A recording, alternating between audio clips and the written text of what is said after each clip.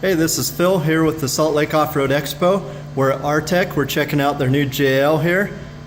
And here's Nate. He's going to talk us through a couple of the little pointers on here. They just did a live post on their Facebook, and we just wanted to get some of the details for you guys. And here's Nate. Yeah, thanks. I'm Nate, Artec Industries. If you guys haven't checked out, we did a full video walkthrough on Artec Industries Facebook page and Instagram pages.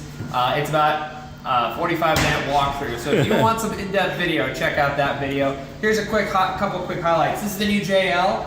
It's really nice. I actually own a 2012 JK. Got it about 3 months ago, and I'm kind of jealous now that we have this. I really want the JL for myself. So a couple cool features that you don't see in a lot of places. The doors, my favorite thing. You just kind of do this, and they shut. That's pretty amazing. They don't rattle. Oh my gosh, it's crazy. So that's just, you know, from a driver's perspective. Now it's really nice. It has a new 8-speed transmission and a retooled 3.6 liter. They will be coming out with a 2.0 liter turbo and a 3 liter diesel later on.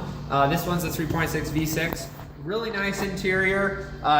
It has kind of a more classic Jeep interior where there's a top bar kind of more blank instead of having a bunch of buttons and things over. But then you've got a whole amazing console here that's got all kinds of great things. Lockers for the Rubicon model, sway bar, 4 auxiliary ports here, just all kinds of great stuff. Really nice, a lot of cool features. This one has heated seats and a lot of creature comforts, heated steering wheel.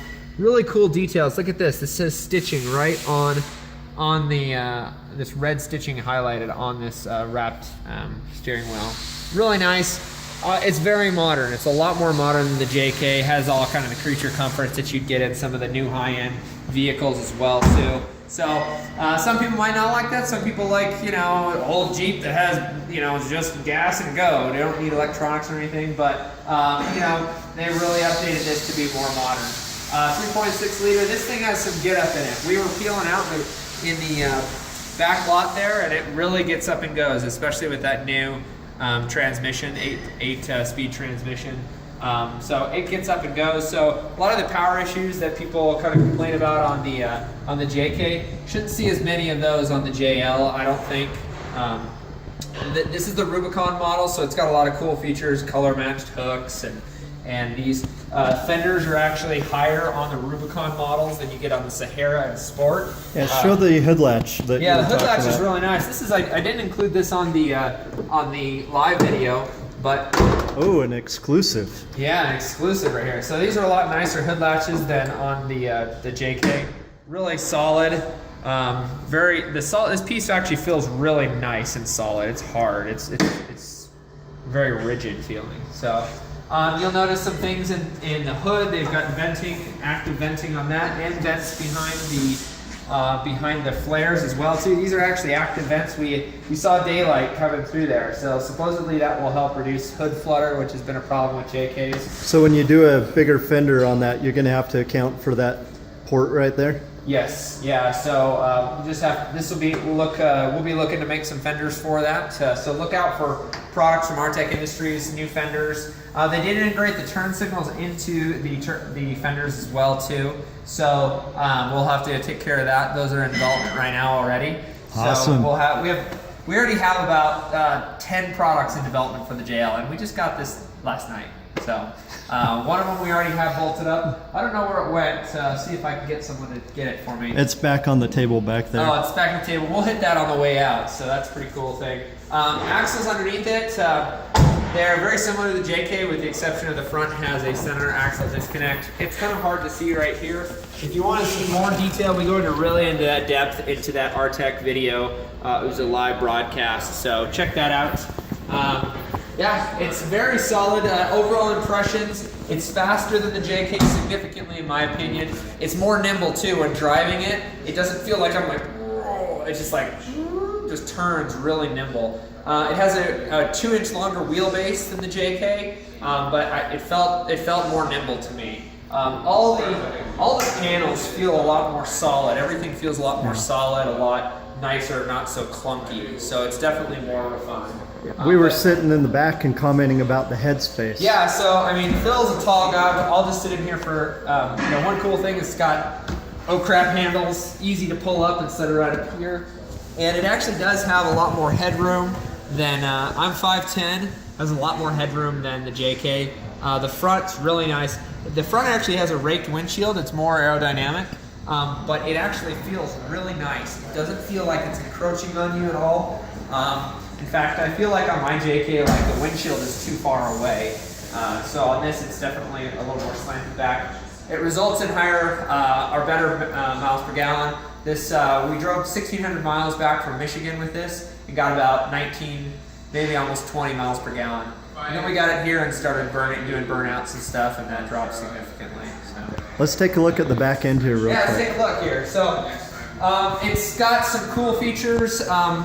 Maybe cool, not cool for rock crawlers and guys going around, but it does have some detection devices here on the taillight. This is actually a blind spot detection. Will indicate on your mirrors up there if someone's right here. So I actually just got a Chrysler Pacifica and it's got the same function on it. So it's really nice to just help you see if someone's right there.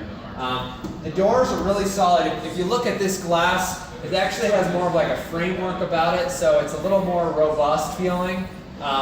So like if you take your hood off, or you take your top off and you put it on the ground and you accidentally hit that, I don't think these are going to break as easy, so that's just kind of one cool thing.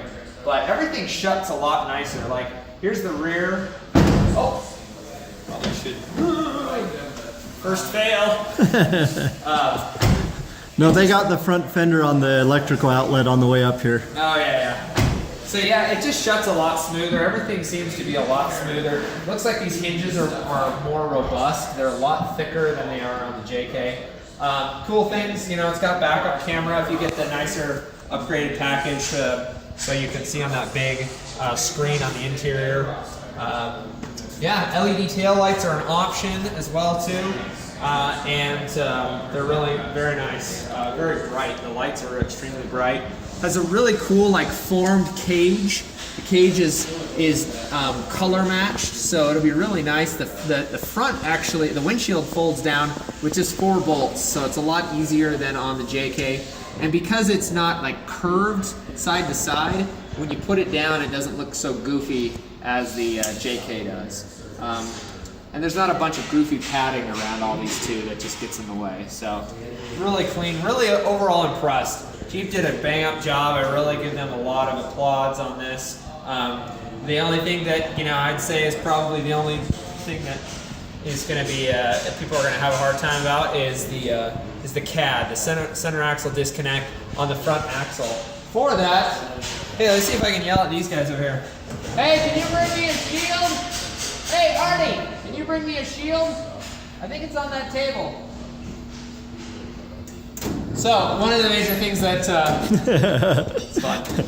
One of the things that they did to improve the miles per gallon on these vehicles is they put a center axle disconnect on the front axle. Service with a smile. Thank you, sir. Anytime. And on it, it has a really wimpy 1/8" skid plate on this big CAD piece. If you want to check it out in detail, you can see it on our video on Artec Industries Facebook page and Instagram page. Let's see. So here. Artec decided to Artecify it, and so we put a 1/4" skid plate on there. The factory one actually stops right here, which is right at the very bottom of the axle in the middle. And we just felt on the 1/8" version that's just going to peel off like an orange. So we actually extended it around the axle tube, so it's a whole skid plate, smooth all the way across the bottom. In fact, this is a prototype. We actually already test fitted it with countersunk holes right here, so that you can use flathead bolts versus the factory, which has these big bolts that are goofy and hang out. So this is called the JL Shield. So we will be releasing this tomorrow. It will be available probably in about a week or two. We are going to weld it fully and zinc plate it, so it will be a ready bolt-on product. It's going to go for $90, and we'll have tons of them in stock. And it's beefy. It's going to be nice. So awesome. Got one less thing to worry about. So thanks for joining us. If you guys have any more questions, tune into Artec Industries Facebook page, watch that video, and keep a lookout. We're going to do lots of fun builds with lots of fun things with this. We have our partners that we'll be building this with. So thanks for checking this out. Appreciate it. And can they see some of it at the expo? Yes. So this will be at I think we'll be at the expo. I don't know. At least some parts for it. Yes, we will have parts for it at the expo. So go Yes. to the Salt Lake Off-Road Expo and check it out. We'll have a lot of parts there. Awesome. And just one last view of the front end of this thing. Oh, you can see the 5-ton out there. But no, this is All right. Thanks, guys. See you soon.